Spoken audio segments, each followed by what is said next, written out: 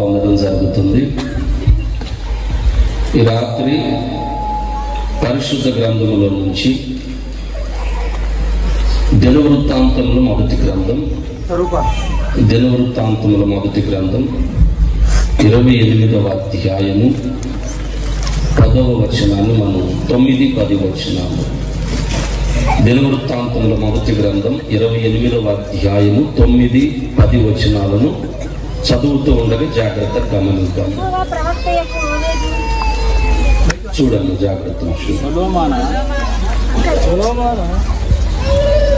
సొలొమోనా, నా కుమారుడా, నీ తండ్రి యొక్క దేవుడైన యెహోవా అందరి హృదయములను పరిశోధించువాడును, ఆలోచనలన్నింటినీ సంకల్పములన్నింటినీ ఎరిగిన వాడునై ఉన్నాడు. నీవు ఆయనను తెలుసుకొని హృదయపూర్వకముగాను మనఃపూర్వకముగాను ఆయనను సేవించుము. ఆయనను వెదికిన ఎడల ఆయన నీకు ప్రత్యక్షమగును. ఆయనను విసర్జించిన ఎడల ఆయన నిన్ను నిత్యముగా త్రోసివేయును. పరిశుద్ధ స్థలముగా ఉండుటకు ఒక మందిరమును కట్టించుటకై యెహోవా నిన్ను కోరుకొనిన సంగతి మనస్సునకు తెచ్చుకొని ధైర్యము వహించి పని జరిగింపుము. దేవుడు నిన్ను కోరుకున్నాడన్న విషయాన్ని మనస్సులోకి తెచ్చుకో. ధైర్యంగా నీ పనిని ప్రారంభించు. రాజైనటువంటి దావీదు తన కుమారుడైనటువంటి సొలొమోనుతో చెబుతూ ఉన్నటువంటి మాటలను ఇక్కడ గమనిస్తా ఉన్నాము. ఈ 28వ అధ్యాయం అంతా కూడా ఓ తండ్రి తన బిడ్డతో మాట్లాడుతున్న మాటలు చూస్తున్నాం. సొలొమోనా, నా కుమారుడా, నువ్వు ధైర్యంగా బ్రతకాలి. ఈ రాత్రి నేను చెప్పాలనుకున్న అంశం, నేను ధైర్యముగా ఎలా బ్రతకగలను. చాలా మందిలో ఉన్న సందేహం అదే, నేను ధైర్యంగా ఎలా బ్రతకగలను. ధైర్యంగా బ్రతకడానికి ఎవరు నాకు సహకరించటల్లా, ధైర్యంగా బ్రతకడానికి పరిస్థితులు అనుకూలించటల్లా, ధైర్యంగా బ్రతకడానికి ఎక్కడ అవకాశం కుదరటల్లా. కానీ రాత్రి చెప్తాను, నువ్వు ధైర్యంగా బ్రతకడానికి 5 వాక్యాలు, 5 విషయాలను పరిశుద్ధ గ్రంథంలో నుంచి జ్ఞాపకం చేస్తా. హల్లెలూయా. పంచసూత్రాలు. దేవునికి స్తోత్రం. ఈ 5 సంగతులను బట్టి నువ్వు ఎలా బ్రతకగలవు, ధైర్యముగా బ్రతకగలవు. యేసు ప్రభు ఒక మాట సెలవిచ్చారు. ఆయన ఏమన్నారు అంటే,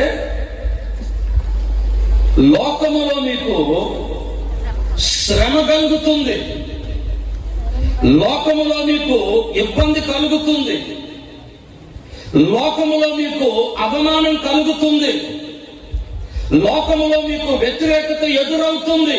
అయినను ధైర్యము తెచ్చుకొనుడే. చేతులెత్తి స్తోత్రం చెప్పండి ఒకసారి. యోహాను సువార్త 16:33లో యేసు ప్రభు చెప్పిన మాట, ఇబ్బంది కలుగుతుంది, ధైర్యంగా ఉండు. శ్రమ కలుగుతుంది, ధైర్యంగా ఉండు. బాధ కలుగుతుంది, ధైర్యంగా ఉండు. సమస్య వస్తుంది, ధైర్యంగా ఉండు. ఎందుకో తెలుసా? నీకు సమస్యను కలగజేసే లోకమును నేను జయించాను. నీకు బాధను కలగజేసే లోకమును నేను జయించాను. నీ మీద వ్యతిరేకంగా నిలబడే లోకాన్ని నేను జయించాను. నీ మీద పగ తీర్చుకోవాలని ప్రయత్నం చేసే లోకమును నేను జయించాను. నువ్వు ధైర్యంగా బ్రతుకు. స్తోత్రం కలుగును గాక. నేను ధైర్యముగా బ్రతకగలనా? రాత్రి దావీదు రాజు రాజు సొలొమోనుతో చెప్పిన మాటను గమనిస్తా ఉన్నాము. ఇది 28వ అధ్యాయం. 29వ అధ్యాయములో ఇశ్రాయేలీలందరితో చెబుతున్నాడు. 28వ అధ్యాయములోనేమో తన కుమారుడైన సొలొమోనుతో మాట్లాడుతున్నాడు. 29వ అధ్యాయములోనేమో 12 గోత్రాల ఇశ్రాయేలీలందరితో మాట్లాడుతున్నాడు. దావీదు మాటలలో ఉన్నటువంటి ఉద్దేశము, సారాంశము ఒకటే. నేను సేవించే దేవుని మందిరము ఘనముగా ఉన్నతముగా ఉండాలి. హల్లెలూయా. ఉద్దేశం ఏమిటండి? 28వ అధ్యాయములో కుమారుడితో మాట్లాడినను, 29వ అధ్యాయములో ఇశ్రాయేలీలతో మాట్లాడినను మందిరమును గురించి మాట్లాడుతున్నాడు. మరి కొత్త నిబంధన ప్రజలుగా మన దేహమే దేవుని మందిరం. రాజైన దావీదు కుమారుడితో మాట్లాడిన మందిరం గురించే, ఇశ్రాయేలీలతో మాట్లాడిన మందిరం గురించే. మందిరం పరిశుద్ధంగా ఉండాలా? మందిరం కలకలలాడుతూ ఉండాలా? మందిరములో ధూప దీప నైవేద్యములు ఉండాలి. మందిరము సర్వాంగ సుందరంగా అలంకరించబడాలి. అదే దావీదు కోరికండి, అదే దావీదు తపన. ఎప్పటి నుండి ఆ తపన తనలో పెరిగిపోయిందంటే, ఓ రోజు తన రాజనగరిలో తను కూర్చున్నాడు, బాల్కనీలో కూర్చున్నాడు. కూర్చొని బయటికి చూస్తా ఉన్నాడు, క్రింద వైపుకు పెరట్లోకి, మన భాషలో పెరట్లోకి చూస్తా ఉన్నాడు. ఒక డేరా అటు ఇటు గాలికి ఊగిపోతా ఉంది, గాలికి ఊగిపోతా ఉంది. ఇంకా ఆస్త బలంగా గాలి వస్తే ఆ డేరా ఎగిరి పడిపోతుంది అన్నమాట. అయితే ఆ ఊగిసలాడుతున్న డేరా క్రింద ఏముందో తెలుసా? సర్వలోకనాథుడైన యెహోవా దేవుని నిబంధన మందస్సును దాని క్రింద ఉంది. గుండె తరుక్కుపోయింది దావీదుకి, గుండె తరుక్కుపోయింది దావీదుకి. అరే, ఆ మందస్సమే కదా మనకు బ్రతుకునిచ్చింది, ఆ మందస్సమే కదా ఇశ్రాయేలీయుల్ని కాపాడింది, ఆ మందస్సమే కదా ఇదిగో ఉప్పొంగుచున్నటువంటి పెను యోర్దానును, మరణకరమైన యోర్దానును ఆపగలిగింది. ఆ మందస్సమే కదా బలమైన ఎరికో కోట గోడలను కుప్పకూల్చింది. ఇప్పుడు ఆ మందస్సం డేరా క్రింద ఉండడం ఏమిటి? ఒక గొర్రెను కాచుకునేవాడు, ఒక సామాన్యుడు, ఒక అల్పుడు, ఒక అనామకుడు దేవదారు మ్రానులతో చెక్కబడినటువంటి నగరములో కూర్చోవడం ఏమిటి? నా దేవుని నిబంధన మందస్సము డేరాలో పడి ఉండడం ఏమిటి అనే వేదన, బాధ దావీదు హృదయమును తొలిచివేస్తా ఉంది. ఇక వెంటనే అప్పటి నుండి నిర్ణయాలు తీసుకున్నాడు. నాతాన్ని పిలిపించాడు, ఘనంగా కట్టించాలనుకున్నాడు. కానీ దేవుడు మాట్లాడాడు, నీ చేతులు అధిక రక్తమును ఒలికించాయి, కాబట్టి నీ ఆశ నీ కుమారుడి ద్వారా నెరవేరుస్తాను. అందుకోసం అండి 2 లక్షల మణుగుల బంగారమును, 10 కోట్ల మణుగుల వెండిని, అరెరెరే తోచ సఖ్యము కానంత విస్తారమైన ఇనుమును దేవుని మందిరం కోసం. ఏమండి, ఓ మాట అడుగుతాడు. వృద్ధాప్యములో ఉన్నటువంటి ఓ తండ్రి రేపో మాపో చనిపోతాడు అనేటువంటి ఓ తండ్రి తన బిడ్డను కూర్చోబెట్టి ఏమని మాట్లాడతాడండి? మనలో మన మాట. కాటికి కాలు జాపినటువంటి పెద్ద ఆయన ఏమని మాట్లాడతాడు? అది మొట్టమొదటి విషయం. అది పేరండి, చక్కగా పాడారు పీటర్ గారు, ఎప్పుడు గమనిస్తాను అవుతా. మొట్టమొదటి మాట, ఎక్కడెక్కడ ఆస్తులు ఉన్నాయి, వాటి విలువ ఎంత, వాటిని ఎవరెవరికి అప్పగించాలి. నీకెంత, పెద్దోడికి ఎంత, చిన్నోడికి ఎంత, లేకపోతే అమ్మాయిలు ఉంటే అమ్మాయిలకి కదండి. న్యాయమైన తండ్రి అందరికి సమానంగానే ఇస్తాడు, ఇవిడ ఇస్తాడు. అందరికి సమానంగా ఇవ్వాలి. అదే భక్తి. స్తోత్రం కలుగును గాక. హల్లెలూయా. ఇవ్వాలి. అలాగున మరణానికి సిద్ధంగా ఉన్న తండ్రి కొడుకును కూర్చోబెట్టుకొని చెప్తా ఉన్నాడు. ఆస్తిపాస్తుల గురించి మాట్లాడటల్లా, తాను చనిపోయిన తరువాత రాజసింహాసనం నీకే దక్కాలిరా, నువ్వే రాజు అవ్వాలి, నువ్వే అందరినీ పాలించాలి, నువ్వే శాసించాలి, నువ్వే గొప్పోడిగా, ఇవేం చెప్పట్లా. తండ్రి కుమారుడితో చెప్తున్నాడు, మందిరము అందంగా తయారు చేయాలి, మందిరము అందంగా తయారు చేయాలి, అలంకరించాలి. ఆ పని చేసే నీవు, మంచి పని చేసే నీవు ధైర్యంగా ఉండాలి. ఒకప్పుడండి చెడ్డ పని చేయడానికి ధైర్యం, ఒకరిని వెళ్ళి కొట్టడానికి ధైర్యం, మందు తాగడానికి ధైర్యం, పేకాడడానికి, జోదం ఆడడానికి, ఇంట్లో తాగొద్దురా అంటే తాగి రావడానికి, ఇంటికి తెచ్చుకొని త్రాగడానికి ధైర్యం, వ్యర్థమైన పనులు చేయడానికి ధైర్యంగా మాట్లాడాం, చెడు పనులు చేయడానికి రోషంతో మాట్లాడాం, అనవసరమైన పనులు చేయడానికి ఇష్టానుసారంగా మాట్లాడు. ఇప్పుడున్న సాధుడు ఇప్పుడు దాకా పాట పాడాడుగా. శారదా కాలేజీలో శ్రీలక్ష్మిని హత్య చేసిన మనోహర్తో కూర్చొని క్యారమ్స్ ఆడుకున్నాడు. పనికిరాని జీవితాలండి, వ్యసనాలతో కూడుకున్న జీవితాలండి, వ్యర్థమైనటువంటి బ్రతుకులండి. జోదము, మందు, సినిమాలు, షికార్లు, రోడ్లంబడబడి తిరగడం, ఇష్టానుసారంగా బ్రతకడం, ఇదండి బ్రతుకు మాది. వద్దురా జీవితం పాడు చేసుకోవద్దు అంటే వాళ్ళ మీదకి వెళ్ళడం గొడవకి. కానీ యేసు ప్రభు మా జీవితాన్ని మార్చాడు, యేసు ప్రభు మా జీవితాన్ని రక్షించాడు. వ్యర్థమైన మా బ్రతుకులను అందమైన దేవాలయములుగా తీర్చిదిద్దాడు. హల్లెలూయా. అందమైన దేవాలయాలుగా. రాత్రి దేవుని మందిరంగా నేను మార్చబడాలి, పరిశుద్ధంగా నేను బ్రతకాలి. ఈ రాత్రి నీకు ధైర్యం వస్తే ఎందుకు రావాలో తెలుసా? ఓ మంచి పని చేయడానికి నీకు ధైర్యం రావాలి, ఒకరికి అన్నం పెట్టడానికి నీకు ధైర్యం రావాలి, ఒకరిని బలపరచడానికి నీకు ధైర్యం రావాలి, ఒకరిని నడిపించడానికి నీకు ధైర్యం రావాలి, ఒకరిని ఆదరించడానికి నీకు ధైర్యం రావాలి, ఓ పేదవాడికి వస్త్రం ఇవ్వడానికి ధైర్యం రావాలి, ఓ పేదరాలను ఆదుకోవడానికి ధైర్యం రావాలి. దేవునికి స్తోత్రం కలుగునుగాక. అందుకు కావాలండి ధైర్యం. అది బ్రతుకు, అది బ్రతుకు. ఈరోజు ఒక వీడియో చూసినప్పుడు చాలా వేదన అనిపించింది. యవనస్తురాలైనటువంటి పాప అన్నమాట, కాలేజీకి వెళ్తా ఉంది. వెళుతూ ఉన్న సమయంలో పాపం చాలా బిడ్డకి ఇబ్బంది అయిపోయింది. ఎందుకంటే స్త్రీలకు ఉండేటువంటి ఇబ్బందులు ఎన్ని ఇబ్బందులు ఉంటాయండి.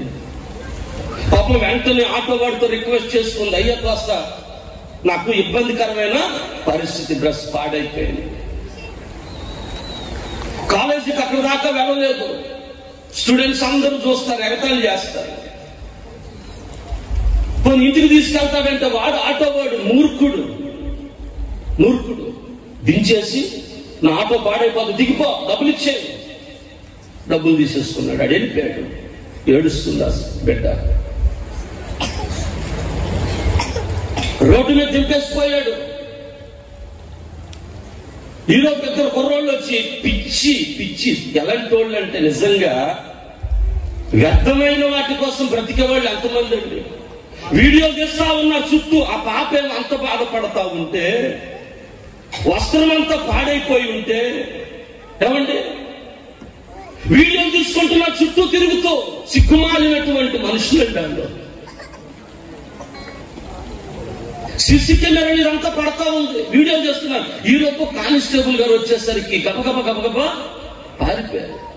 ఆయన ఏం చేయాలని చెప్పి ఆయన చూస్తా ఉన్నాడు. ఏదన్నా వస్త్రం దొరుకుతుందా వెంటనే కప్పుదాం, దగ్గరే దొరకట్లా, పైనేమో యూనిఫామ్ ఉంది, పక్కనది తీయడానికి కుదరదయ్యే. ఈలోపు ఓ ముసలాయన కూలి పని చేసుకుని తల మీద గమేడ పెట్టుకుని వస్తున్నాడు. వెంటనే ఆడకూతురు అక్కడ ఏడుస్తా ఉంటే ఏమిటి అంటే పరిస్థితి అక్కడ కనబడతా ఉంది. వెంటనేనండి ఆ ముసలాయన లుంగి తీసేసి ఆ బిడ్డకు చుట్టేసాడండి. ఆ బిడ్డకు చుట్టేసాడు. మంచి పని చేయడానికి ధైర్యం కావాలా? దేనికి కావాలండి ధైర్యం? మంచి పని చేయడానికి. ఈరోజు అనేక మంది ఎందుకు ధైర్యం కోల్పోతున్నారో తెలుసా? చెడ్డ పనుల కోసం మూర్ఖంగా వెళుతూ జీవితం మీద ధైర్యం కోల్పోతున్నారు, సంతోషం కోల్పోతున్నారు, నెమ్మది కోల్పోతున్నారు, ఆనందం కోల్పోతున్నారు. ఇంకో మాటలో చెప్పాలి అంటే పొందిన రక్షణ జీవితాన్ని కూడా కోల్పోతా ఉన్నారు. ఇక్కడ దావీదు తన కుమారుడికి మంచి పని చేయడానికి నువ్వు ధైర్యం తెచ్చుకో. 3 సార్లు ఈ మాటను తండ్రి చెప్పినట్లుగా గమనిస్తాం. చూడండి, 3 సార్లు ఈ పదం కనబడుతుంది. 7వ వచనంలో చూడండి, మరియు నేటి దినము చేయుచున్నట్లు అతడు ధైర్యము వహించి. 20వ వచనం, మరియు దావీదు తన కుమారుడైన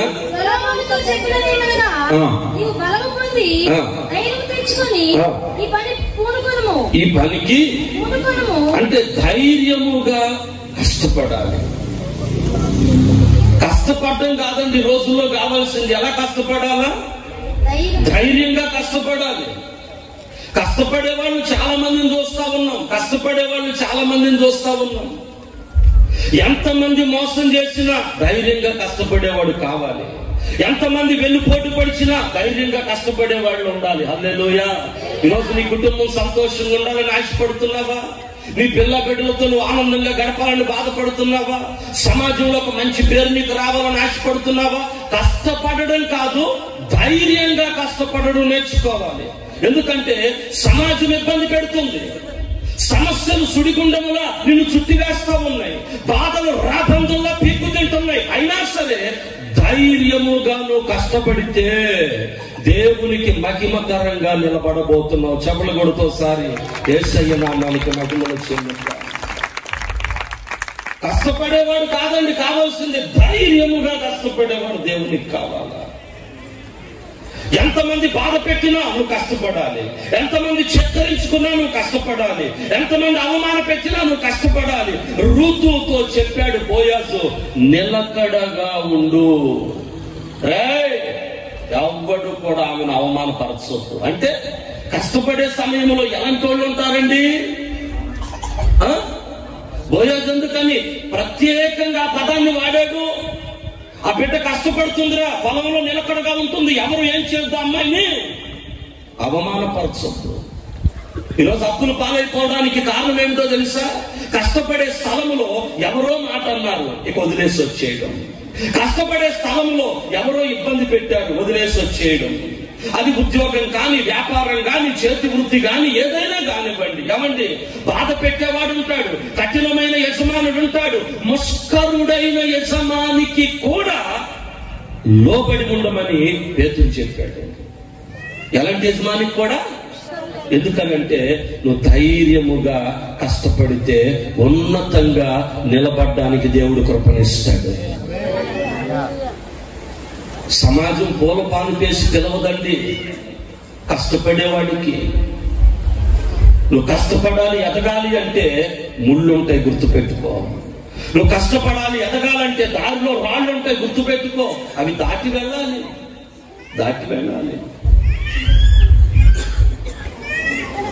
నిశ్చయంగా కష్టపడుట అనేది కంటే ధైర్యముగా కష్టపడుట అనేది చాలా ప్రాముఖ్యమైనది. ధైర్యము అనే ఈ పదం హీబ్రూ భాషలో బావ్జాక్ అనేటువంటి పదం వాడబడింది. అక్కడ హీబ్రూలో బావ్జాక్ అనే పదం, దానికి బలోపేతము, ప్రగతి, గట్టిగా ఉండడం, బలముగా ఉండడం, స్థిరముగా ఉండడం, దృఢముగా ఉండడం అనే అర్థాలు కూడా ఉన్నాయి. ఇప్పుడు తండ్రి ఏం చెప్తున్నాడు? రాజైన దావీదు కుమారుడితో, నా కుమారుడా, నీవు బలోపేతం కావాలి. సొలొమోనా, నువ్వు ప్రగతి పదములో సాగాలి. సొలొమోనా, నువ్వు గట్టిగా నిలబడాలి. సొలొమోనా, నువ్వు బలముగా ఉండాలి. సొలొమోనా, నువ్వు దృఢమైన వ్యక్తివిగా మారాలి. ఓ తండ్రి బిడ్డకు అది నేర్పించాలి. అర్థమైందండి?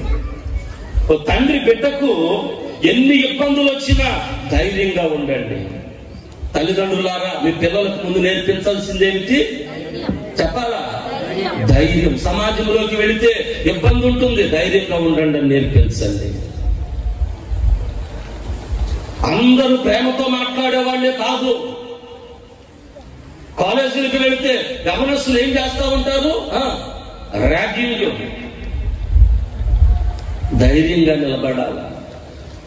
వాడు ర్యాగింగ్ చేస్తున్నాడని, వాడు అవమానపరుస్తున్నాడని నేను అవమానపరిస్తే ఇక యేసయ్యని నమ్ముకొని లాభం ఏముందండి?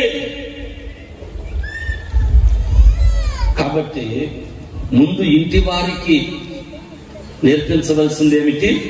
ధైర్యంగా ఉండాలి, బలంగా ఉండాలి, గట్టిగా ఉండాలి. దేవునికి స్తోత్రం కలుగును గాక. పాత మనుషులకి కొత్త మనుషులకి అంత తేడా ఉందండి. పాత మనుషులందరూ కూడా సర్వే బాబుల్లా గట్టిగా ఉండేవాళ్ళు. స్తోత్రం కలుగును గాక. ఎలా ఉండేవాళ్ళు?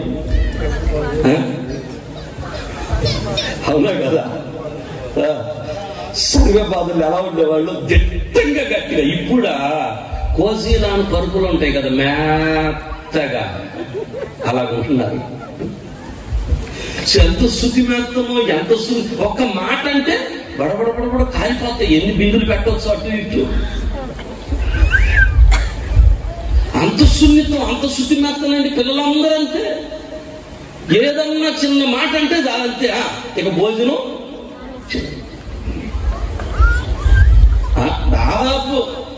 దాదాపు నేను చెప్తున్నాను, వాళ్ళని గట్టిగా తయారు చేయాల, బలంగా తయారు చేయాల. దావీదు రాజు తన కుమారుడైన సొలొమోనుతో చెప్తున్నట్లు పరిశుద్ధతను కాపాడుకోండి బిడ్డలకు నేర్పించాలి. యథార్థంగా ఉండమని బిడ్డలకు నేర్పించాలి.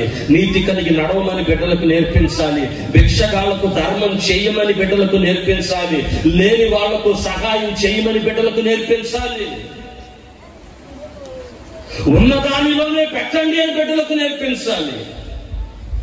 అప్పుడు అలా నేర్చుకున్న బిడ్డలందరూ కూడానండి దేవుని కృపలో ఉన్నత స్థాయిలో నిలబడడానికి దేవుడు వాళ్ళ కృపనిస్తాడండి.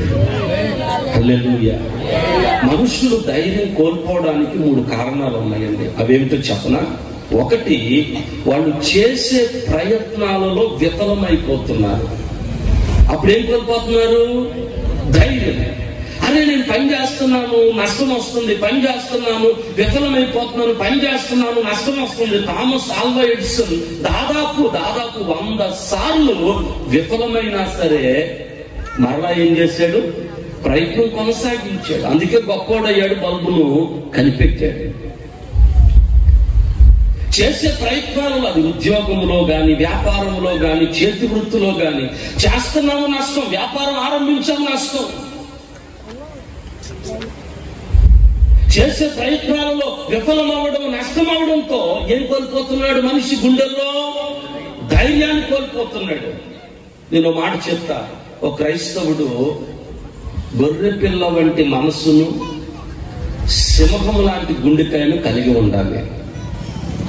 ఆమేన్ చెప్పండి. ఒక క్రైస్తవుడు గొర్రె పిల్ల లాంటి మనసు, మెత్తగా గొర్రె పిల్లలాగా సాధువు మనసు, విధేయత కలిగిన మనసు, క్రీస్తు యేసుకు కలిగిన మనసు. ఇది ఎలా ఉండాలి? మెత్తగా. అందుకే దీనికి ట్రీట్మెంట్ కూడా లేదు. దీనికి చేసినట్టుగా ఆపరేషన్ దేనికి చేయలేరు చెప్పాలా? అందుకే మీరే మెత్తగా చేసుకోవాలి. అర్థమైందా? దీన్నైనా ఏం చేస్తారు? కొద్ది గట్టిగా ఉంటుంది కదా ఇది. దీనికి ఆపరేషన్ ఉంది కానీ దేనికి లేదు? మనసుకు లేదు. మనసు ఎక్కడా హృదయం ఎక్కడా? మీరు ఇలా చేయి పెట్టుకుంటే అర్థమైంది. మనసు పైన క్రింద హృదయం. అదే ఏమండి, ఇదేమో వంటగది, ఇదేమో డైనింగ్ టేబుల్. అన్ని ఇక్కడ తయారవుతాయి, మొత్తం అన్ని వెరైటీస్ ఇక్కడ తయారవుతాయి, తీసుకొచ్చి ఇక్కడ పెట్టింది ఇది డైనింగ్ టేబుల్ దగ్గర. అనవసరమైన బాగా చెప్తున్నాడు బ్రదర్ కూడా. వినండి, ఆలోచన చేయండి. హృదయమేమో సింహంలా గట్టిగా ఉండాలా, ఎలాంటి సమస్యలు వచ్చినా నిలబడాలి. మనసు ఎలా ఉండాలి? మెత్తగా ఉండాలి. రివర్స్ అవ్వకూడదు. ఇది ఇది రివర్స్ కాకూడదు, చాలా ప్రమాదం. అందుకే చాలా మంది ధైర్యం కోల్పోవడానికి మొదటి కారణం చేసే ప్రయత్నాల్లో ఏమవుతున్నారు? విఫలం. రెండవదిగా ఎందుకు ధైర్యాన్ని కోల్పోతున్నారంటే ఎవరు నాకు సరి అయిన సహకారం అందించటం లేదని.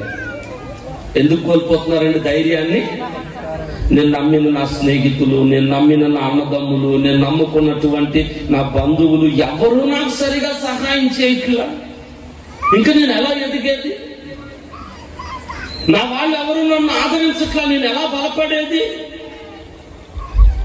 నాకున్న వాళ్ళు ఎవరు నాకు తోడుగా నిలబట్టంలో నేను ఎలా ధైర్యంగా ఉండేది అని చాలా మంది ధైర్యాన్ని కోల్పోతున్నారు.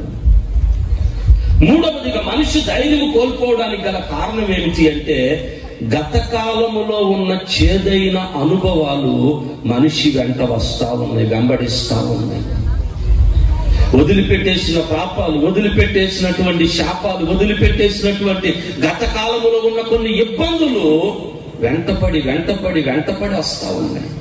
ఓ రోజు పరిశుద్ధ అగస్టిన్ అనేటువంటి దైవజనుడు ఒక కూటములో వర్తమానం ఇచ్చి ఆయన దిగి వెళ్ళిపోతూ ఉన్నాడు ఇంటికి. వెళ్ళిపోతూ ఉన్న సమయంలో ఒక స్త్రీ ఆయన వెంటపడి, నన్ను గుర్తుపట్టలేదా, అలా చూచి చూడనట్లు వెళ్ళిపోతావేమిటి? ఏం మాట్లాడట్లా సేవకుడు వెళ్ళిపోతున్నాడు. మరలా వెళుతుంది, నేను తెలియనట్లుగా ఏమిటి అలా పలే వెళ్ళిపోతున్నావు, నా ముఖం తెలియదా? మాట్లాడట్లా వెళ్ళిపోతున్నాడు. అడ్డుగా వెళ్ళిపోయింది, నిలబడిపోయింది. ఏంటి అసలు ముఖం తెలియనట్లుగా వెళ్ళిపోతా ఉన్నా?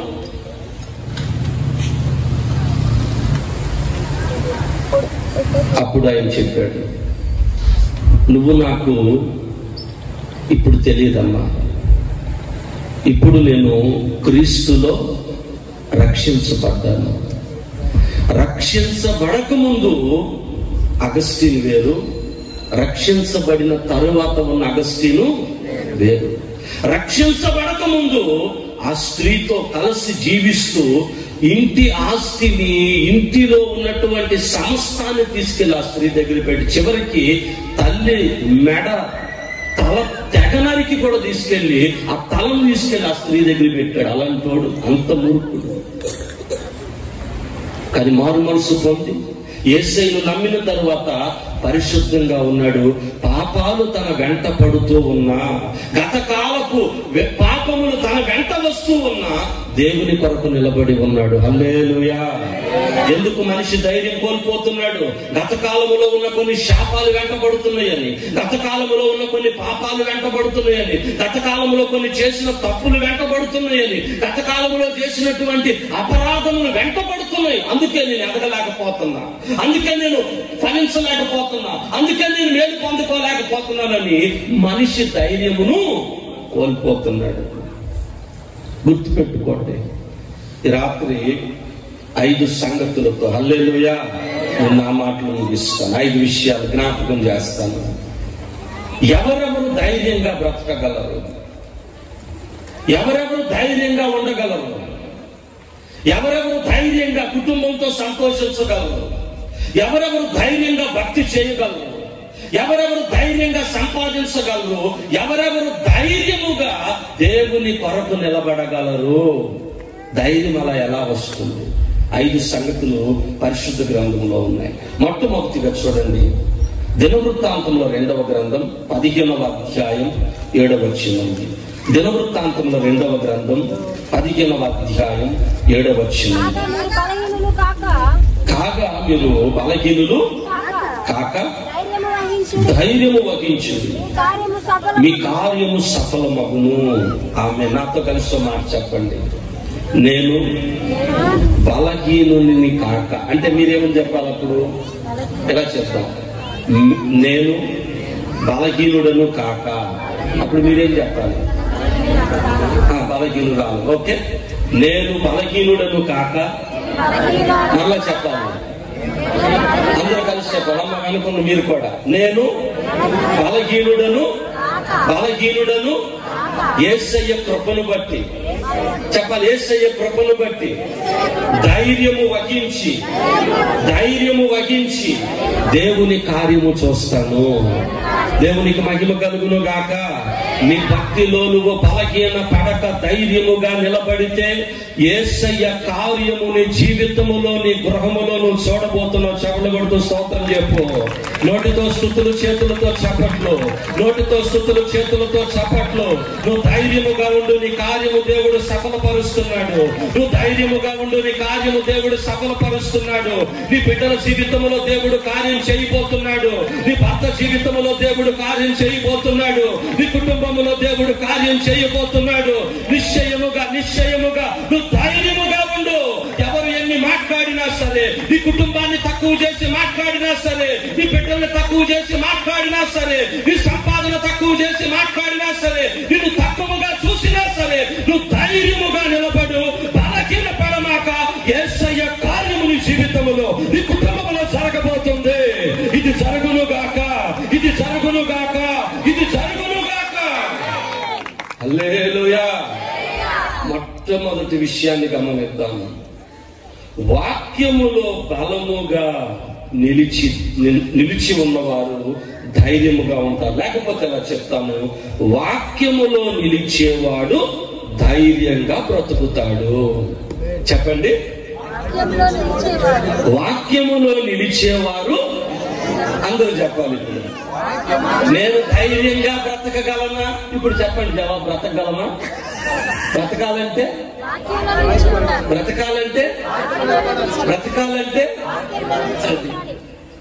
ఇప్పుడు దొంగోడు వస్తున్నాడు, తగులుతా ఉన్నాడు. నేనేమో పోలీస్ స్టేషన్ పరిధిలో బయట కాదు, లోపల ఉన్నాను. అప్పుడు నేను ధైర్యంగా ఉంటానా? భయపడతా ఉంటానా? ఎందుకని? నేను ఏమంటే ఎప్పుడు నాకు భయం? బయట ఉంటే, పోలీస్ స్టేషన్ పరిధిలో, వాళ్ళ పరిధిలో నేనుంటే భయం ఎందుకు? వాక్యములో నిలిచి ఉంటే నీకు భయం ఉండదు. హల్లెలూయా. ఎక్కడ నిలిచి ఉండాలి? ఇశ్రాయేలీయులు భయపడడానికి కారణం ఏమిటి అంటే, ఇశ్రాయేలీయులు కుటుంబాలు విచ్ఛిన్నమైపోవడానికి కారణం ఏమిటి అంటే, అక్కడ ఒక మాట రాయబడింది. వాళ్ళకి గొప్ప కల్లోలం కలిగిందంట. కుటుంబాలు గందరగోళం అయిపోయాయి, కుటుంబాలు విచ్ఛిన్నమైపోయాయి, కుటుంబాలు ధ్వంసమైపోయాయి, కుటుంబాల్లో మనస్పర్ధలు, భార్య భర్తల మధ్య, పిల్లల మధ్య, అందరి మధ్య అనైక్యత, ఒకరికొకరికి పట్టలేదు. కారణం ఏమిటి అంటే, వాక్యములో వాళ్ళు నిలిచి లేరండి. లేరు. ఆ విషయాన్నే దేవుని ఆత్మచేత నింపబడిన ప్రవక్త అయిన అజర్యా అక్కడ తెలియజేశాడు ఆసా అనే రాజుకి. ఇప్పుడు మొదటి నుంచి మీకు చూస్తే అర్థమవుతుంది వాక్యం. ఆ కాలమున దేవుని ఆత్మ ఓబేదు కుమారుడైన అజర్యా మీదకి రాగా, అతడు ఆసాను ఎదుర్కొనబోయి ఇలాగ ప్రకటించాను. ఆసా, యోధావారులారా, బెన్యామీనీయులారా, మీరందరూ నా మాట, ఓ ప్రవక్త నా మాట వినుడి అంటున్నాడంటే అది ఎవరి మాట వినడం అని అర్థం? అది మంచిగా చెప్పారు. ఓ ప్రవక్త నా మాట వినండి అన్నాడు అంటే అది స్వయంగా దేవుని మాట అని అర్థం. తర్వాత మీరు యెహోవా పక్షము వారైన యెడల ఆయన మీ పక్షంగా ఉంటాడు. మీరు దేవుని పక్షంగా నిలబడతారా? దేవుడు మీ పక్షంగా నిలబడతాడా? మీరు ఆయన యొక్క విచారణ చేసిన యెడల, మీరు దేవుని దగ్గర విచారణ చేయండి, మీరు ప్రత్యక్షం అవుతాడు. మీరు ఆయన్ని విసర్జిస్తే ఆయన మిమ్మల్ని విసర్జిస్తాడు. ఇక్కడ మనం గమనించాలి, నిజమైన దేవుడైనను ఉపదేశము చేసే యాజకులు సేవకులైనను ధర్మశాస్త్రమైనను దేవుని వాక్యమైనను చాలా దినములు ఇశ్రాయేలీయులకు లేకుండా పోయెను. అమ్మో చూడండి,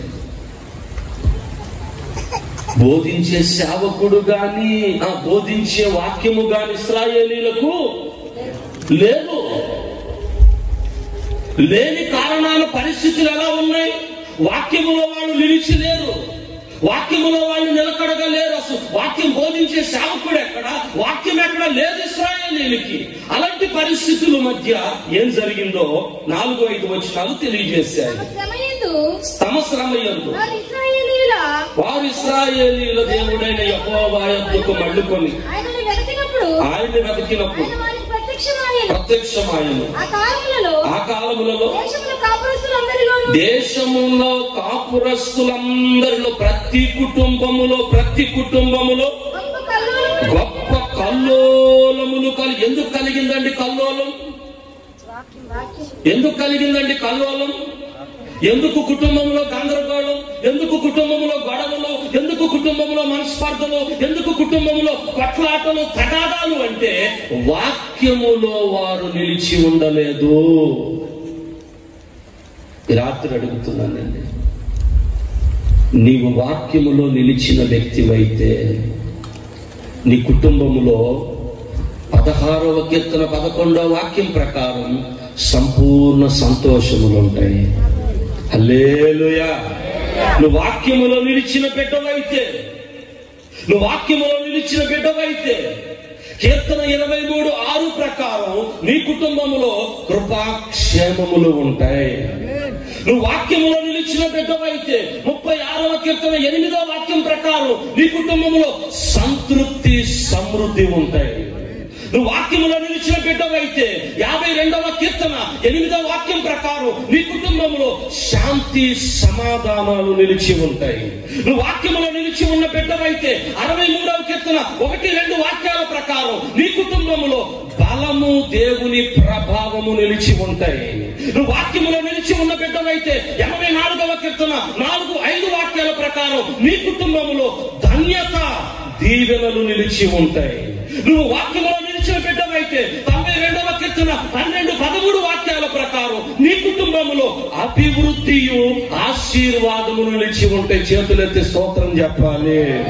అందరము చెవుల కొడుతూ ప్రభువుకు స్తోత్రం చెబుదా.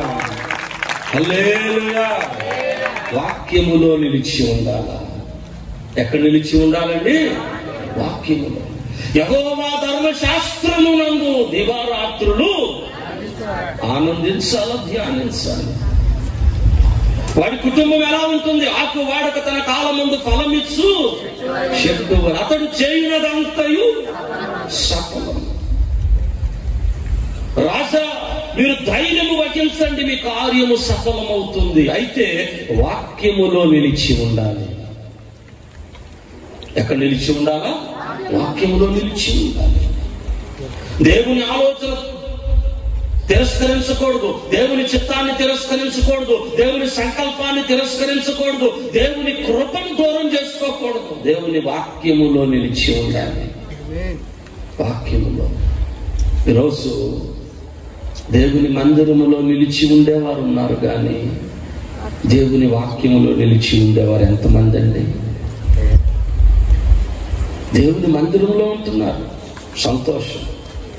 కానీ ధైర్యంగా బ్రతకాలంటే దేవుని మందిరంలో కాదు, దేవుని వాక్యములో. హల్లెలూయా. ఎక్కడ నిలిచి ఉండాలండి? వాక్యం ఏది చెబితే అది నాకు చెయ్యాలా? వాక్యం ఎలా చెబితే అలా నడవాలా? వాక్యం ఎలా చెబితే అలా మాట్లాడాలా? వాక్యం ఎలా చెబితే అలా జీవించాలా? హల్లెలూయా. అంతేగాని ఆదివారం గొర్రె 6 రోజులు బరిలా ఉండకూడదు. స్తోత్రం. ఎందుకు అర్థమైందా? అర్థం కాలేదా? ఏం చెప్తా నేను? కొంచెం గట్టిగా చెప్పండి. పాస్టర్ గారు అలా అనకూడదండి. అది అలా ఎలా ఉంటారండి? 7 రోజులు బర్రే.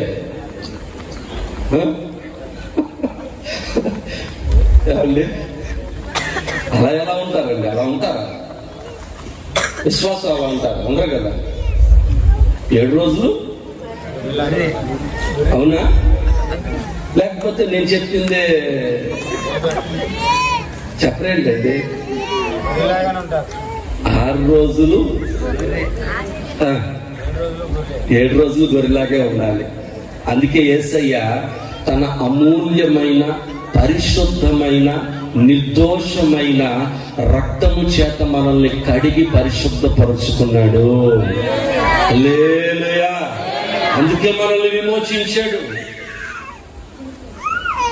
అందుకే మనల్ని తన సన్నిధానమునకు రావాలని, సియోనులో నిలబడాలని, తన వారసులంగా బ్రతకాలి అని మనల్ని ఎన్నుకున్నాడు, ఏర్పరచుకున్నాడు ఆయన. కాబట్టి మనము వాక్యములో నిలిచి ఉంటే, హల్లెలూయా. నాతో కలిసి చెప్తారు, నేను చెప్పిన మాట చెప్తారు మీరు, ఎందుకంటే మీరు మనిషి. ఆమేన్. హల్లెలూయా. మీ స్వరాలు నాకు తెలుసు, ఇప్పుడు కొత్త కాదు కదా నాకు తెలియకపోవడానికి. మంచిగా మాట్లాడతారు మాస్టర్ గారు అందరూ చక్కగా. నిన్న మీటింగ్కి వెళ్ళాం, అయ్యలూరు నుంచి లోపలికి వెలుపుచర్ల. నిన్న రాత్రి అక్కడ నేను ఇక్కడ ఉంటే జనాలు అసలు ఇక్కడ ఎక్కలేరు. ఆ రోడ్డు అవతల నుంచి వేసారు అన్ని కుర్చీలు. ఎక్కడి నుంచి? ఇది స్టేజ్. లాస్ట్ బ్రదర్ ఉన్నారు అక్కడ, అక్కడ నుంచి స్టార్ట్ అయింది కుర్చీలండి. జనాలు ఎక్కడున్నారు? ఇక్కడ చూడండి, వాళ్ళు అందరూ చెప్తున్నారు, నాకేమి అంత ఓపెన్ ప్లేస్. పాపం వాళ్ళు చెప్తున్నారు, కానీ ఇక్కడ దాకా రావాలి కదా. నా వాయిస్ వెళ్తుంది, ఎందుకని? పాస్టర్ గారు చక్కగా ఏర్పాటు చేస్తారు. దేవుని స్తోత్రం కలుగును గాక.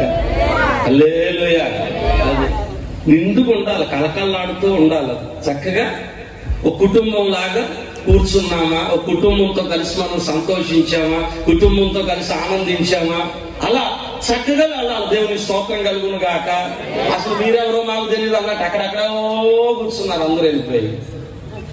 ఇక నేనేం చేసేది? రాత్రి రావాల్సింది స్త్రీను. మా సోదరులు కూడా ప్రేమ, అలాగే స్త్రీలు మోజేసి ఎక్కడున్న మీటింగ్కి వస్తూ ఉంటారు కాబట్టి పడే తిప్పలు ఇబ్బందులు అన్నీ తెలుసు వాళ్ళు. సరే మీరు చెప్తారు కాబట్టి నాకు తెలుసు. వాక్యములో నిలిచి ఉండే వాళ్ళకి కలిగే లాభాలు చెప్తున్నా. మొదటిది, మీరు నాతో కలిసి చెప్పండి. నా నివాసములో, చెప్పాలి అందరు, నా నివాసములో సంపూర్ణ సంతోషములు ఉండును గాక. ప్రతి మాట వాక్య ఆధారం అండి, వాక్యం లేకుండా నేను చెప్పను. మరలా చెప్పండి. నా కుటుంబములో, కొంచెం గట్టిగా, అంటే ఈ బాక్స్ వస్తున్నట్టుగా రావాలి వాయిస్ కూడా. 2 బాక్సులు గొప్పయ్యా, మీ అందరి వాయిస్లు గొప్పయ్యా. పవర్ పోతే అది రాదు, పవర్ పోయినా అసలు మన లోపల ఎన్ని బాక్సులు ఉన్నాయో, యాంప్లిఫైర్లు ఉన్నాయో, కరెంట్ పోతే ఎక్కడ జనరేటర్ ఆన్ చేయాల. కానీ మన వాయిస్ను చక్కగా ఏర్పాటు చేశారు సోదరులు, మంచిగా వాయించారు వాయిద్యకారులు, వాళ్ళకి ప్రత్యేకమైన వందనాలు. హల్లెలూయా. అందరూ కలిసి చెప్పండి. నా కుటుంబములో సంపూర్ణ సంతోషములు ఉండును గాక. 16వ కీర్తన 11. తర్వాత, నా కుటుంబములో కృపాక్షేమములు ఉండును గాక. 23వ కీర్తన 6. నా కుటుంబములో సమృద్ధి సంతృప్తి ఉండును గాక. 36వ కీర్తన 8. నా కుటుంబములో శాంతి సమాధానములు ఉండును గాక. 52వ కీర్తన 8. నా కుటుంబములో బలము ప్రభావము ఉండును గాక. 63వ కీర్తన 1-2. నా కుటుంబములో ధన్యత దీవెన ఉండును గాక. 84:4-5. నా కుటుంబములో అభివృద్ధి ఆశీర్వాదము ఉండును గాక. 92వ కీర్తన 13, 12, 13 వాక్యాలు. హల్లెలూయా. ఇవి మన కుటుంబంలో ఉండాలంటే మొత్తం అక్కడ 14 సంగతులు వాక్యములో మనం నిలిచి ఉండాలి. ఎక్కడ నిలిచి ఉండాలండి? బోధించే సేవకుడు మనకు ఉండాలి. హల్లెలూయా. కాపరి లేని గొర్రె ఏమండి చెదిరిపోతుంది, దారి తప్పుతుంది, మాట వినదు. కాబట్టి ఇక్కడ ఇశ్రాయేలీయులకు కాపరి లేనందున, ఉపదేశము లేనందున వారందరి కుటుంబాలలో గొప్ప కల్లోలము కలిగెను గనుక తమ పని పాటలను చక్కబెట్టుకొనుటకు తిరుగు వారికి సమాధానం లేదు. పని చేసుకుందామని వెళ్తున్నారు, ఉద్యోగం చేసుకుందామని వెళుతున్నారు, చక్కబెట్టుకుందామని వెళుతున్నారు, కానీ ఏమి లేదు వాళ్ళకి. ఎందుకు లేదు సమాధానం? వాక్యంలో నిలిచిలేదు. అందుకే కల్లోలము, అసమాధానము. ఏ పని చక్క పెడదామన్నా చక్కబట్టల్లా. కానీ రాత్రి దేవుని పేద చెప్తున్నా, నువ్వు దేవుని వాక్యములో నిలిచి ఉండు. నీ కుటుంబాన్ని యేసయ్య చక్కదిద్దబోతున్నాడు. నీ కుటుంబాన్ని యేసయ్య చక్కబెట్టబోతున్నాడు. నీ బిడ్డ భవిష్యత్తును, నీ బిడ్డ జీవితాన్ని యేసయ్య చక్కబెట్టబోతున్నాడు. కుటుంబ జీవితము కలిగి, వివాహము జరిగి ఈరోజు సరిగా కలిసి ఉండలేక విడివిడిగా బ్రతుకుతున్నారని బాధపడనక్కర్లా. ఓ తల్లి, తండ్రి, ఇదిగో నీ బిడ్డల జీవితాన్ని యేసయ్య చక్కబెట్టబోతున్నాడు. ఈ రాత్రి జరుగునుగాక. హల్లెలూయా. చిందరవందరైనటువంటి నీ కుటుంబము, గందరగోళంతో ఉన్న నీ కుటుంబము, కల్లోలముతో నిండిన నీ కుటుంబము, ఇబ్బందులతో నిండిన నీ కుటుంబము, శ్రమలతో సాగుతున్న నీ కుటుంబము వాక్యములో నిలిచినట్లయితే నా యేసయ్య నీ కుటుంబాన్ని చక్కబెట్టబోతున్నాడు. యెహోషువను ధైర్యము కలిగి లేచి నిలబడు, ధర్మశాస్త్రములో నిలబడు, కుడికి గాని ఎడమకు గాను తిరగకు. ఇదిగో నువ్వు ఎక్కడ నిలబడితే అక్కడ నేను విజయం ఇవ్వబోతున్నాను. ఏ శత్రువుని ఎదుట నిలబడలేడు. వాక్యములో నిలిచి ఉండు, విజయం నీదే. నువ్వు ఎక్కడ నిలబడాలి? ధర్మశాస్త్రములో ఉండు, కుడికి గాని ఎడమకు గాను తిరగమాక. వాక్యములో నిలకడగా ఉండు, ఎటు నువ్వు వెళ్ళమాక. నువ్వు సాధించగలుగుతావు విజయాలు. స్తోత్రం కలుగునుగాక. హల్లెలూయా. ఆలోచన చేయండి, నా మాటలు జాగ్రత్తగా ఆలకించండి. రాత్రి కాలమందు ధైర్యం మనిషికి కావాలి. ఒక సహోదరుడి గురించి మనకు తెలుసు. కాళ్ళు లేవు పూర్తిగా, చేతులు లేవు. చూశారు కదండి మీరు, నిక్ పుజిసిక్ కదా, మీరు చూశారు. ఫోన్లో వాటిల్లో కూడా కదండి కనబడతానే ఉంటుంది. ఈ మధ్య కాలంలో మన ఆంధ్రాకి 2-3 సార్లు వచ్చి కాలేజెస్ లో కార్యక్రమాలను కూడా ఏర్పాటు చేశారు గుంటూరులో, ఆయా ప్రాంతాల్లో. అతనికి ఏమి లేవు పూర్తిగా, కాళ్ళు చేతులేమి లేవు, కాళ్ళు చేతులేమి లేవు. పుట్టుకతోనే అలాంటి పరిస్థితి. ఒంటరితనం తట్టుకోలేక 15 సార్లకు పైనే ఆత్మహత్య చేసుకుందామని అనుకున్నాడంట. 15 ఏళ్ల వయసు వచ్చేసరికి దాదాపు 15 సార్లు అసలు ఎందుకు నేను బ్రతకాలి, ఎందుకు బ్రతకాలి, కాళ్ళు లేవు, చేతులు. అప్పుడు 15వ ఏట వాక్యం వింటూ ఉండగా దేవుడు ఒక వాక్యం ద్వారా తనతో మాట్లాడాడంటే, యోహాను సువార్త 9వ అధ్యాయంలో 1 నుంచి 5 వచనాల్లో దేవుని క్రియలు నీలో నుండి బయలుపడతాయి అనే మాట విన్నాడండి. ఎందుకు నీకు ఈ స్థితి? దేవుని క్రియలు నీ యందు ప్రత్యక్షపరచబడుటకే నీకు ఈ స్థితి. ఆ మాట పట్టుకున్నాడండి. ఇప్పుడు ఎందులో నిలిచి ఉన్నాడు చెప్పాలా? యోహాను సువార్త 9వ అధ్యాయములో కనబడుతున్న ఆ వాక్యములో నిలబడిపోయాడండి. అప్పటి వరకు చచ్చిపోతాం అనుకున్నాడు, అప్పటి వరకు ఎందుకు బ్రతకాలనుకున్నాడు, అప్పటి వరకు అసలు నాకు బ్రతుకు లేదనుకున్నాడు. ఎప్పుడైతే ఈ నిక్ అనే వ్యక్తి యోహాను సువార్త 9వ అధ్యాయము వాక్యములో నిలబడ్డాడో, నీ నుండి దేవుని క్రియలు ప్రత్యక్షము కాబోతున్నాయి. ఆ వాక్యములో నిలిచిన దగ్గర నుండి అతడు ప్రపంచ దేశాలలో ఒక గొప్ప మార్గదర్శిగా మార్చబడ్డాడు. తాను మాట చెప్పాడు, ఏంటో తెలుసా? కాళ్ళు చేతులు లేకపోయినా నాకు గుండెకాయ ఉంది, అందులో ధైర్యం ఉంది. చపలు కొడుతూ దేవునికి స్తోత్రం చెప్పాలా? నాకేముంది? గుండె ఉంది, అందులో ధైర్యం ఉంది. ఆ ధైర్యానికి కారణం యేసయ్య మాటలు. హల్లెలూయా. హల్లెలూయా.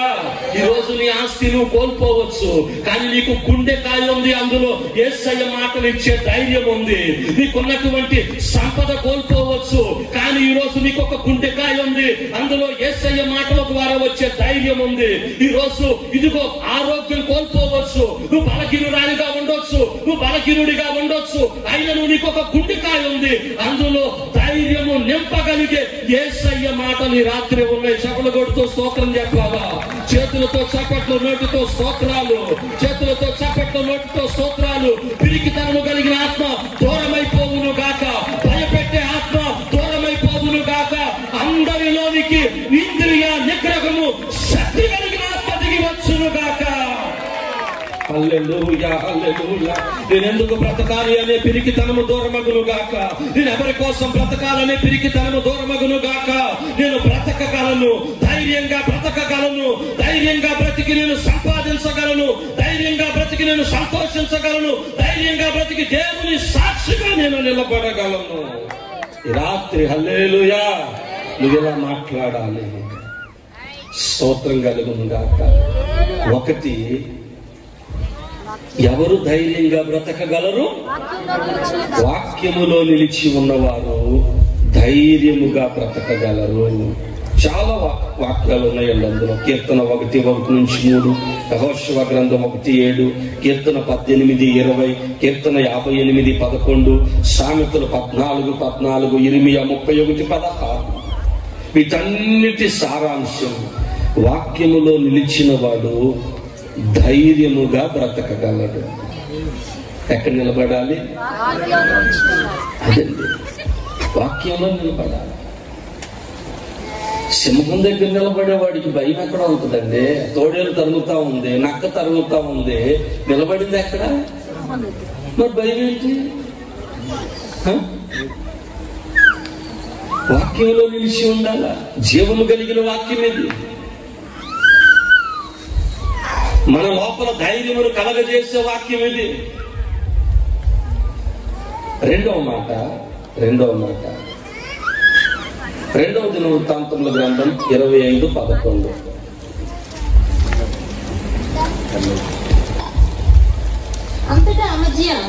అంతటా అమధ్య, రెండవ దినవృత్తాంతములు 25:11. అంతటా అమధ్య ధైర్యము తెచ్చుకొని తన జనులతో కూడా బయలుదేరి ఉప్పు పల్లపు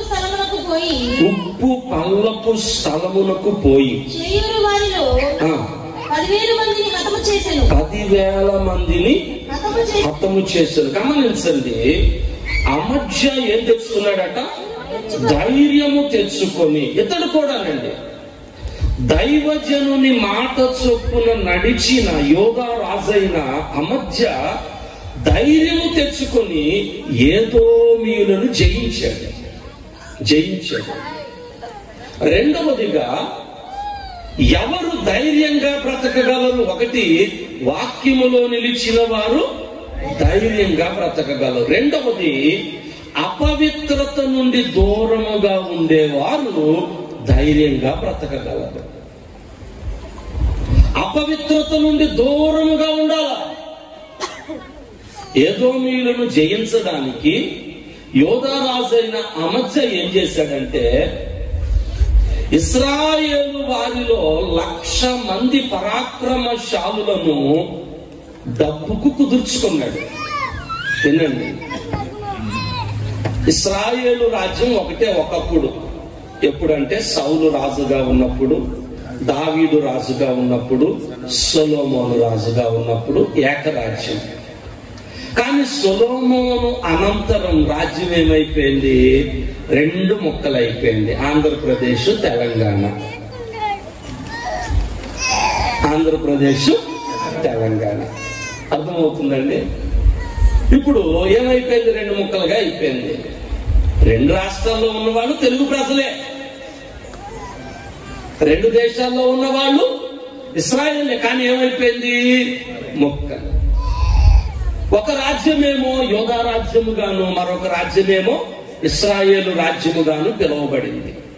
అయితే యోధా రాజ్యమును పాలిస్తున్నటువంటి రాజుగారు ఎదోమీయులను జయించాలని యుద్ధానికి వెళుతూ, అమ్మో వాళ్ళు చాలా మంది ఉన్నారు, వాళ్ళని మనం జయించలేం కాబట్టి మనం ఇశ్రాయేలు వాళ్ళ దగ్గరికి వెళ్ళి అందులో కొంత సైన్యాన్ని మనం అడుగుదాం అని 1,00,000 మంది ఇశ్రాయేలీయులను డబ్బుకు కుదుర్చుకున్నారు. 6వ వచనం.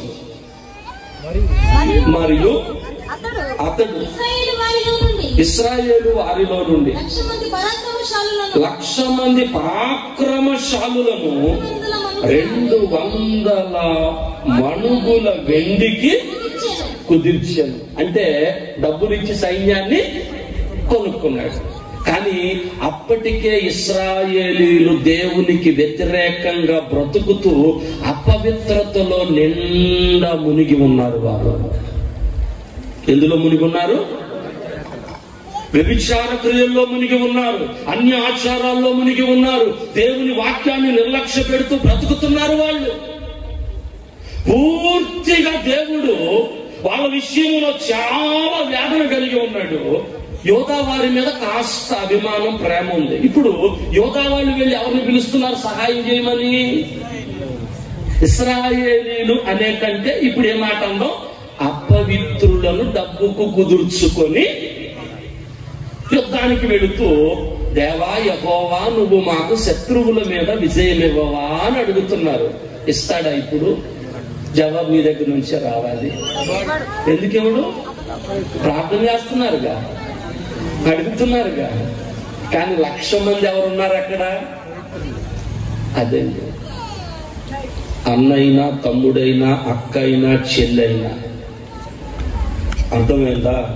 తప్పు చేసినప్పుడు అది తప్పు అని చెప్పకపోతే అక్కడ విజయాన్ని కోల్పోతావు, దేవుని కృపను కోల్పోతావు, దేవుని సన్నిధానమును కోల్పోతావు.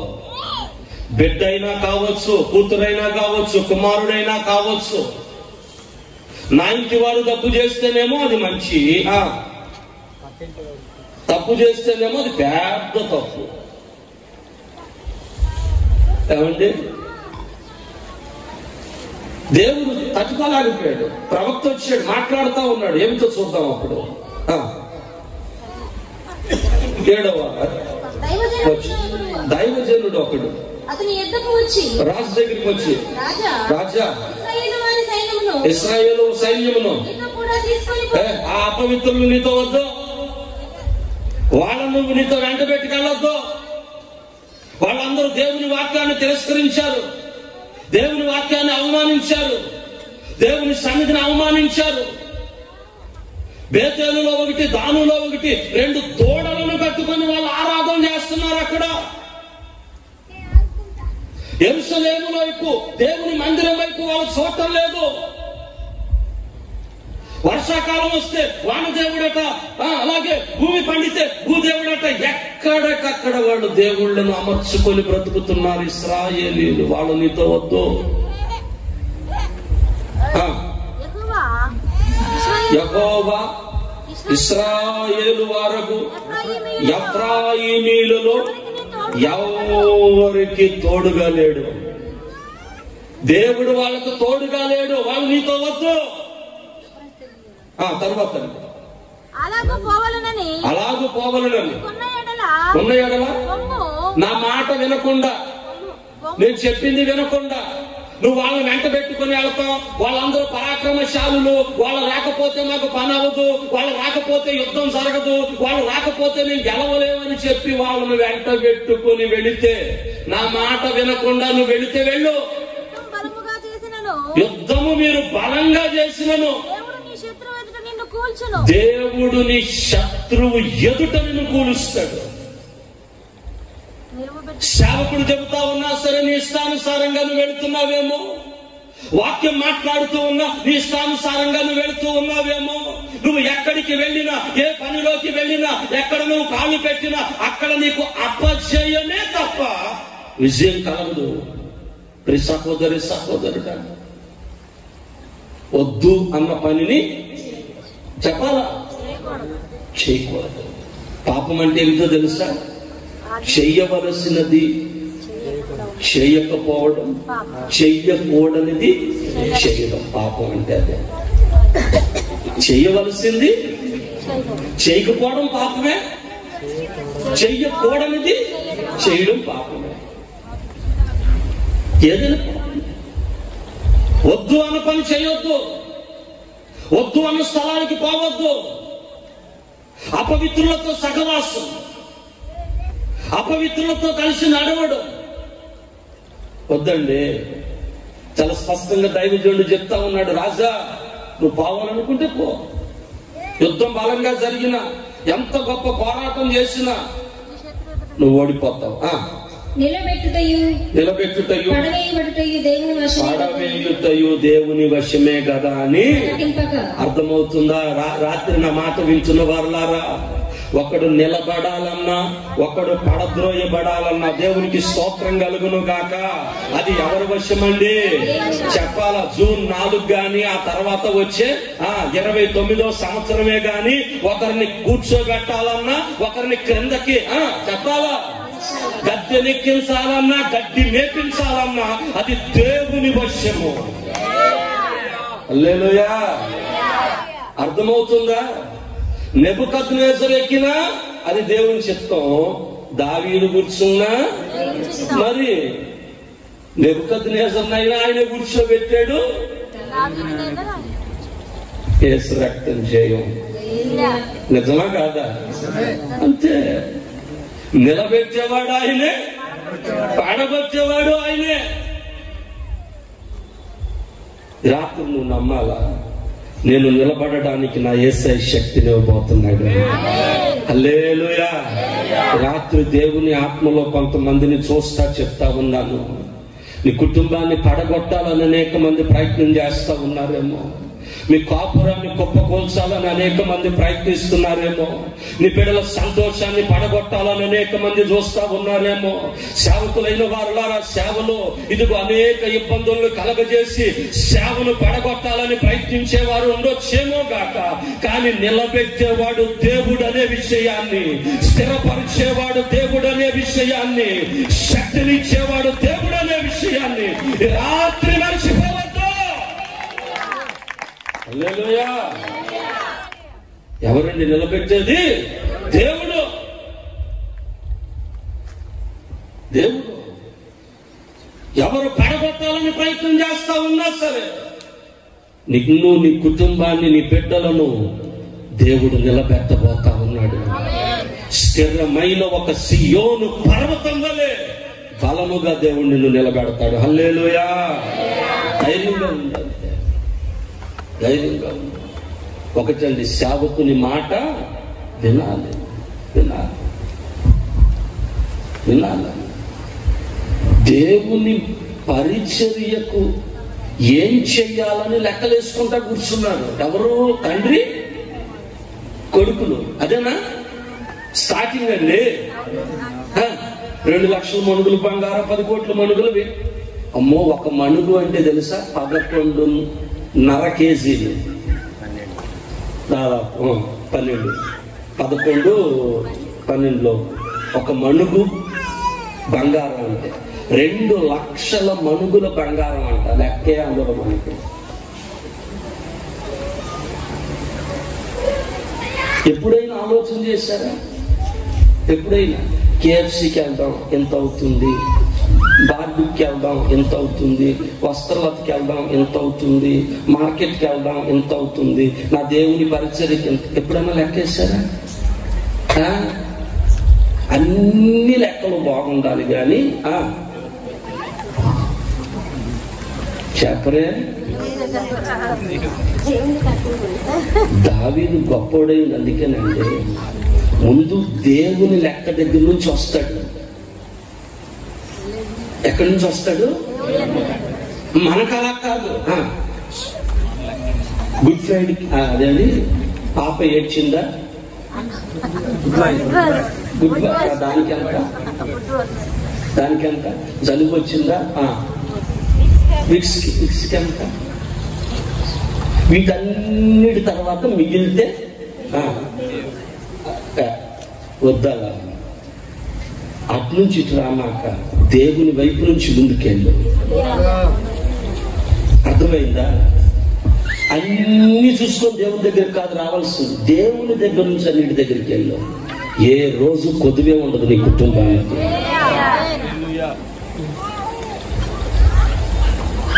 ఏ రోజు కొద్దు ఉండదు. మా సహోదరిగా చాలా మంది ఉన్నారు.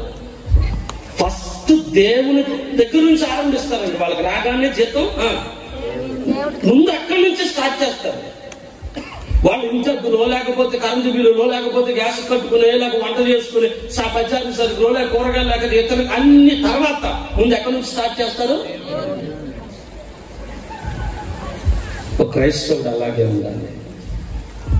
దేవునితో కలిసి ప్రయాణం చేయడం అంటే అదే. హల్లెలూయా. ఇప్పుడు దాకా బాగానే ఉంది కదండి. కొంచెం మారిందంటారా? మారడం కాదు కానీ ఇది మంచిదే మన జీవితాలకి. ఎందుకంటే తండ్రి బిడ్డ మాట్లాడుకునే మాటలు ఇవి. హల్లెలూయా. ఎవరు మాట్లాడుకునే మాటలు? వాక్యంలో ఉన్న విషయాలు చెప్తున్నా. అపవిత్రత నుండి దూరం అవడం అంటే ఇదే. మరి ఈ మాట కూడా నేను ఎందుకు చెప్పానంటే ఇప్పుడు చదివే వచనంలో ఉంది కాబట్టి చెప్పాను. చదువుదాం అమ్మా. పాస్టర్ గారు చదవండి.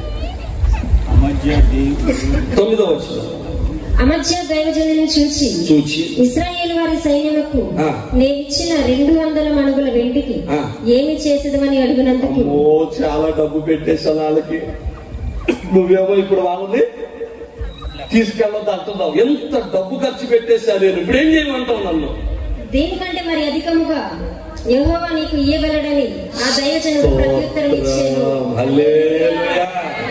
హల్లెలూయా. పెద్దోళ్ళు మాట అన్నారు, దరిద్రాన్ని 1 రూపాయి ఇచ్చి ఏం చేయాలంట? కొంచెం గట్టిగా చెప్పండి. అదే చెప్తున్నాడు దేవుడు ఇక్కడ చాలా తేటగా. కాకపోతే మనకు అర్థం కావాలి కాబట్టి ఇప్పుడు నేను మీకు అర్థమయ్యేటట్టు చెప్తున్నాను. అయ్యా అది దరిద్రం నాయన, పోతే పోయింది, పోనీ 1 రూపాయి పోతే అది అపవిత్రత, అది దరిద్రం, వదిలే. నువ్వు దాన్ని వదిలేస్తే యెహోవా నీకు అంతకంటే ఎక్కువ ఇవ్వబోతున్నాడు. హల్లెలూయా. అంతకంటే ఎక్కువ ఇవ్వబోతున్నాడు. అంతకంటే ఎట్టకేలకండి. అమధ్య మనసు మారింది, దేవునికి లోబడ్డాడు, దైవసేనుని మాటను ఆలకించాడు, విన్నాడు, లోబడి అతడు ప్రయాణం చేశాడు, వెళ్ళాడు. ఆశ్చర్యం, అద్భుతమైన రీతిగా దేవుడు అతనికి విజయం ఇచ్చాడు. స్తోత్రం చెప్పండి. దేవుడు అతనికి విజయం ఇచ్చాడు. హల్లెలూయా. అద్భుత రీతిగా 14వ వచనం.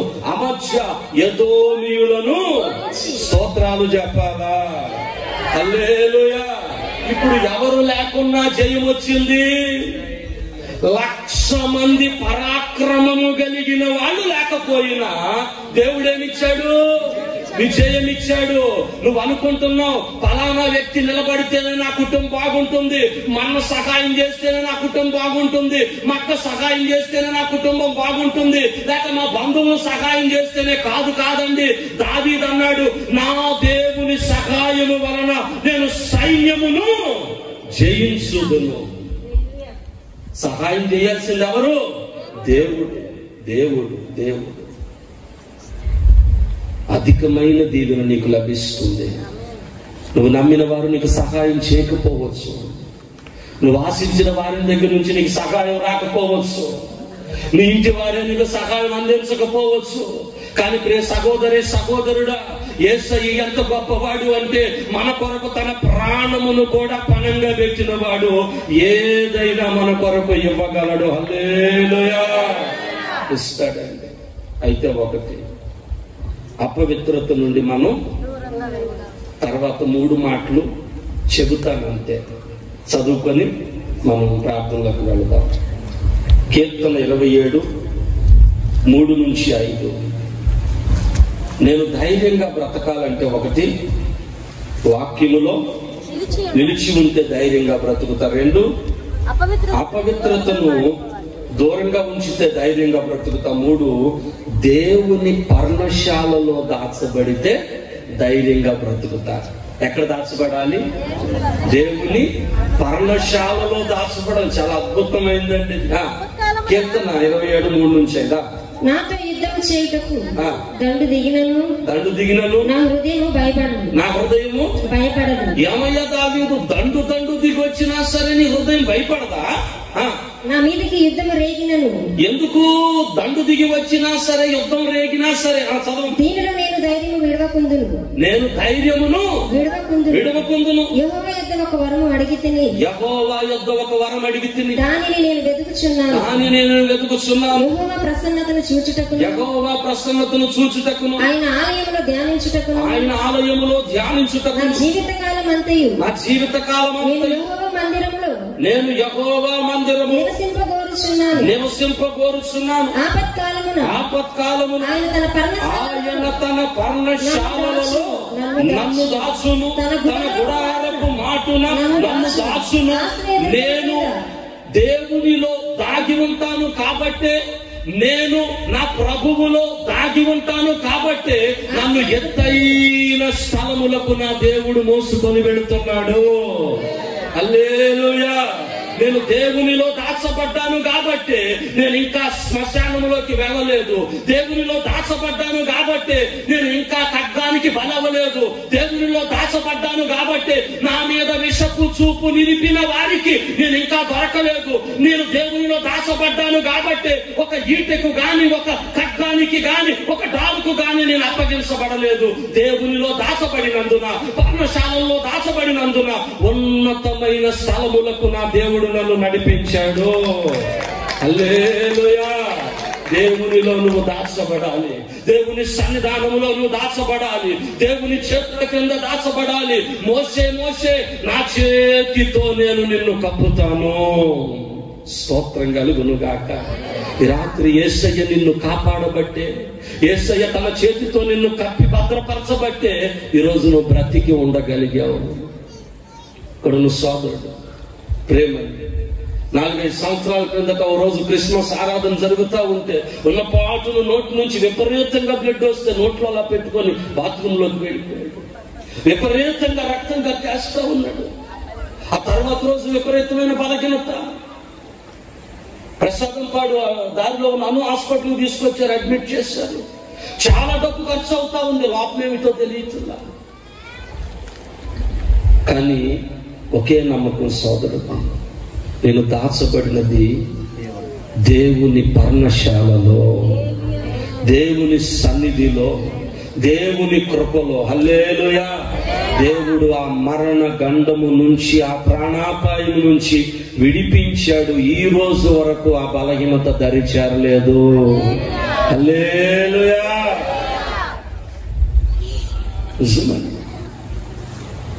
సున్నంబట్టి సంఘంలో సోదరుడు స్టీఫెన్ బండి మీద యాక్టివ్ మీద వేగంగా వస్తా ఉన్నాడు. ప్రార్థనలోకి నేను వెళ్ళాలి, ప్రార్థన సమయం అయిపోతుందని వేగంగా వస్తా ఉంటే ఒక్కసారిగా యాక్సిడెంట్ అయింది. ఆ సర్కిల్లో దాదాపు యాక్సిడెంట్ అయితే బ్రతికి బట్ట కట్టడం సాధ్యం కాదు. చాలా భయంకరమైనటువంటి పరిస్థితి అయినా సరే టక్కన లేచి ఇంటికి వచ్చి మందిరంకి వచ్చి ఆ తర్వాత చెప్తున్నాడు, ఇలా నేను దేవుని పర్ణశాలలో దాగి ఉండడానికి బయలుదేరాను కాబట్టే బ్రతికున్నాను. హల్లెలూయా.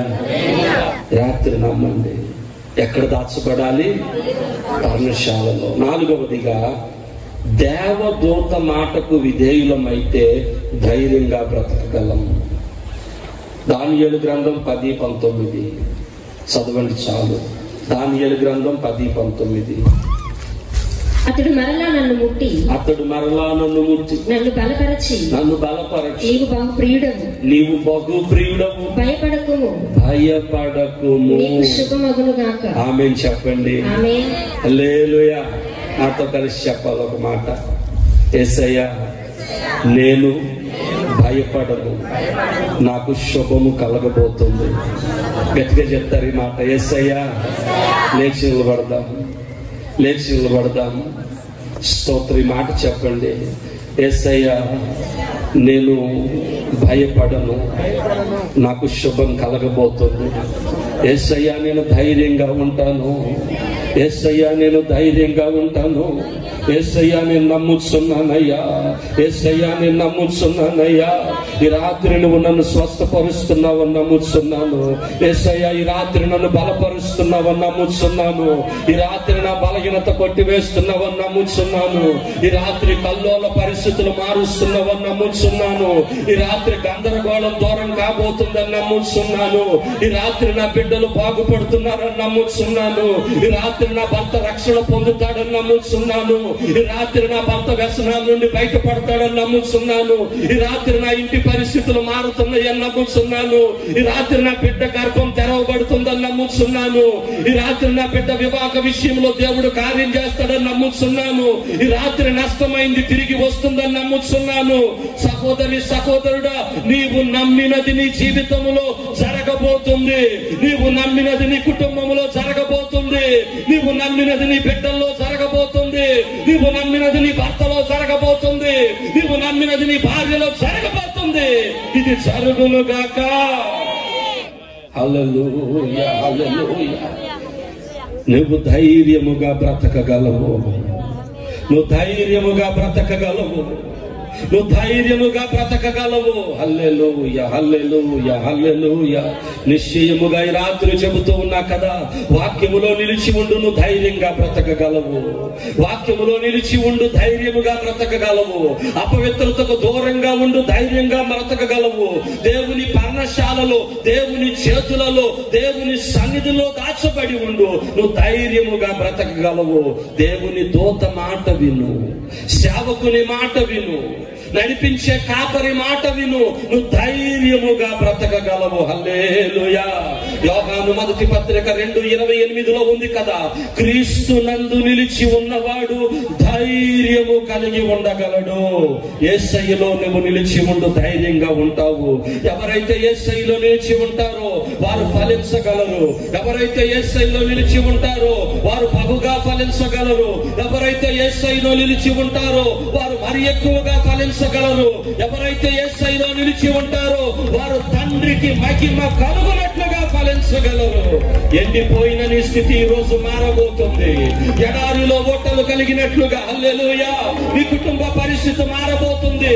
అరణ్యము వంటి నీ స్థితి మారబోతుంది. చీకటి వంటి నీ స్థితి మారబోతుంది. అగ్ని వంటి పరిస్థితులు మారబోతున్నాయి. చెరసాల వంటి పరిస్థితులు మారబోతున్నాయి. ఎండిన ఎముకల లోయ వంటి పరిస్థితులు మార్చబడబోతున్నాయి. మధురంగా మారబోతుంది. నీరు ద్రాక్షారసంగా మారబోతుంది. శాపము ఆశీర్వాదంగా మారబోతుంది. నీ కన్నీరు సంతోషముగా.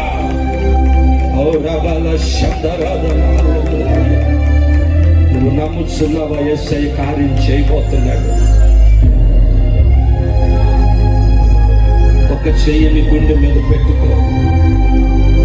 ఒక చెయ్య యేసయ్య వైపు చాలు.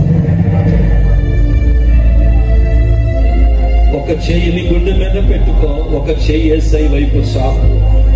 యేసయ్యతో ఇలా చెప్పు, యేసయ్య నేను నమ్ముచున్నానయ్యా, నా స్థితి మారుతుందని నేను నమ్ముచున్నానయ్యా. యేసయ్య నేను నమ్ముచున్నానయ్యా, నా బలహీనత నాలో నుండి దూరం అయిపోతుందని నమ్ముచున్నానయ్యా. యేసయ్య నేను నమ్ముచున్నానయ్యా, నువ్వు నన్ను స్వస్థపరుస్తున్నావని నమ్ముచున్నానయ్యా. యేసయ్య నేను నమ్ముచున్నానయ్యా, నా పిరికితనమును తొలగిస్తున్నావని నమ్ముచున్నానయ్యా. యేసయ్య నేను నమ్ముచున్నానయ్యా, నా కుటుంబం అంతా రక్షణ పొందుతుందని నేను నమ్ముచున్నానయ్యా. యేసయ్య నేను నమ్ముచున్నానయ్యా, నా బిడ్డ భవిష్యత్తును బాగు చేస్తున్నావయ్యా. నా ఇంటి పరిస్థితులు బాగు చేస్తున్నావయ్యా. నా కుటుంబ పరిస్థితులు బాగు చేస్తున్నావయ్యా. నేను నమ్ముచున్నాను.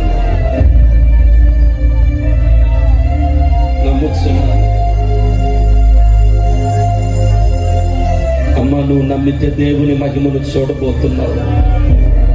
సహోదరుడు, నువ్వు నమ్మితే దేవుని మహిమను చూడబోతున్నావు. రాత్రి సహోదరి సహోదరులారా, దేవుని మహిమను చూడబోతున్నారు మీరు.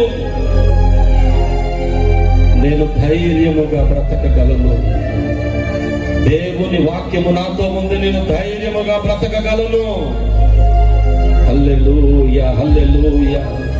తెప్పరిల్లు చేసే వాక్యము, బ్రతికించగలిగిన వాక్యము, నడిపించగలిగిన వాక్యము, నన్ను బాగు చేసే వాక్యము, నన్ను స్థిరపరిచే వాక్యము, నన్ను రక్షించే వాక్యము నాతో ఉంది. హల్లెలూయా, హల్లెలూయా,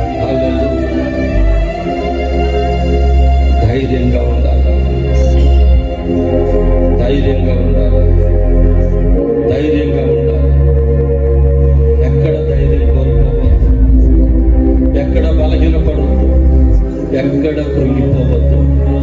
యేసయ్య నీకు తోడుగా ఉన్నాడు. యేసయ్య నిన్ను రాత్రి తాగుతా ఉన్నాడు, ఈ రాత్రి బలపరుస్తూ ఉన్నాడు. హల్లెలూయా. ఈ రాత్రి నీకు శక్తినిస్తున్నాడు ప్రభు. ఈ రాత్రి నేను స్వస్థపరుస్తున్నాడు ప్రభు. ఇంకా రక్షణ పొందకపోతే సహోదరి సహోదరుడా, నేను రక్షణ పొందుతాను, నేను ధైర్యంగా ఉంటాను, నేను రక్షణ పొందుతాను, నేను మందిరానికి వెళ్తాను, నేను రక్షణ పొందుతాను, యేసయ్య సాక్షిగా బ్రతుకుతాను అని నిన్ను నీవు సమర్పించుకో. నిన్ను